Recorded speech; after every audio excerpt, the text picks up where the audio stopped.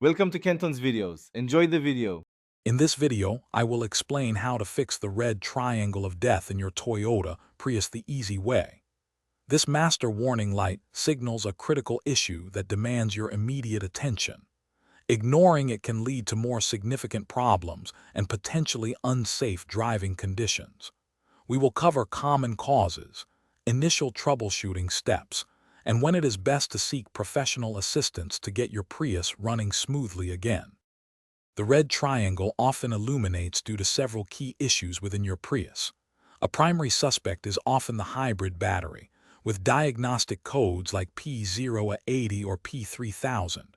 Additionally, low levels of engine oil or coolant can trigger this warning. Do not overlook your 12-volt auxiliary battery, as a weak one frequently causes electrical anomalies.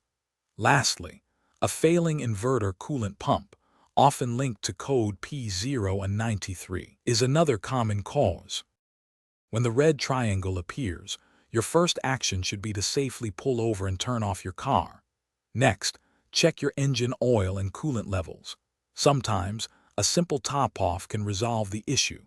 Also, examine your 12-volt auxiliary battery, as a failing one can cause many electrical problems. For more precise diagnosis, use an OBD2 scanner to read any stored trouble codes. This will help pinpoint the exact problem before attempting further repairs. If your initial checks and simple resets do not clear the red triangle, it is time to consult a professional mechanic. Complex issues, especially with the hybrid battery, often require specialized tools for repair, reconditioning, or even full replacement.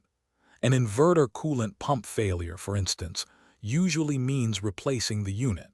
Remember, delaying professional attention can transform a manageable repair into a much more expensive and complicated problem down the road. Prioritize your vehicle's health. Thanks for watching. Consider subscribing if we helped you.